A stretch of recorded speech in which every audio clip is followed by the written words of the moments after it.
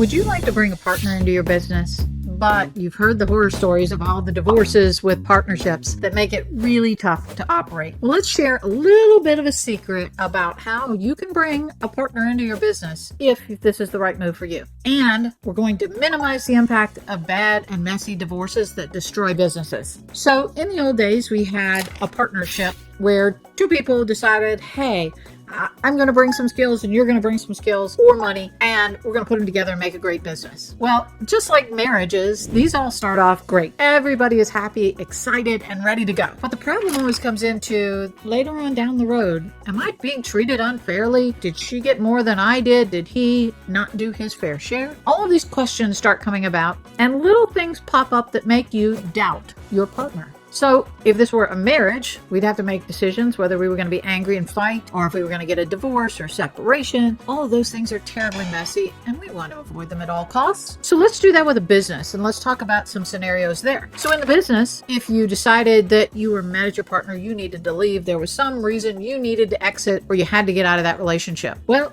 if you want to exit, you got to get out of business too. So you got to feel out the situation and figure out how in the world you're going to get out of this and still have something left of your name. In most cases, people have invested a whole lot of their reputation, their money, all of their assets into a business.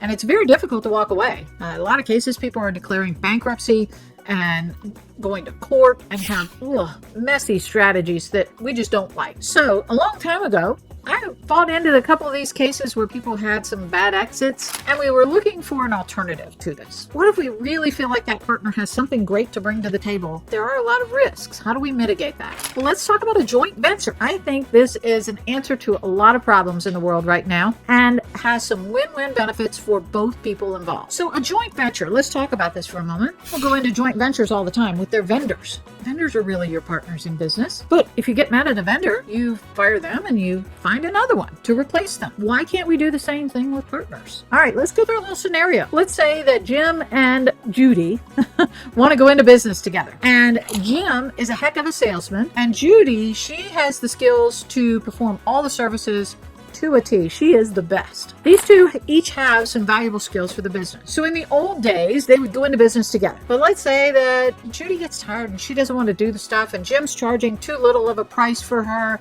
and they have differences of opinions. Well, their choice is to break up, and Jim will go sell something else, and Judy, if she doesn't like sales, is going to have to find somebody else to sell for her. Well, let's say instead that Jim and Judy go into a joint venture. A joint venture is like a contractual obligation to do things for people. So Jim has a company all on his own. So Jim's company has a contract with Judy's company. Judy does the services, Jim does the sales. Jim's sales company has a contractual relationship with Judy's services company, and he will sell for her, and everything that he sells, she will give him 20% of the sale price or 50% of the sale price, whatever they work out. And one day, Jim and Judy decide they don't like this anymore. Jim wants to retire. Judy wants to go on vacation. All right, they don't have to destroy the business to rearrange their situation. Jim can take his company and go do something else. The terms of their contract are such that they say, hey, here's what happens if we no longer want to do business together. Perhaps Jim has to pay Judy some fee to get out of his contract, or vice versa. It doesn't have to destroy the business, nor does it have to destroy the reputation of the people involved, and it's super easy. It's like a prenuptial agreement, we'll say.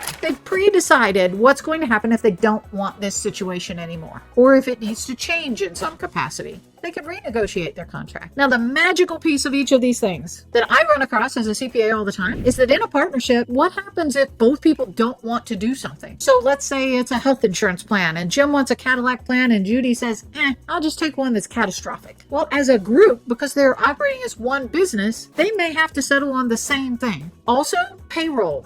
There's lots of consequences there. Retirement plans. Well, you can't discriminate and give Judy a big retirement contribution and not give Jim one.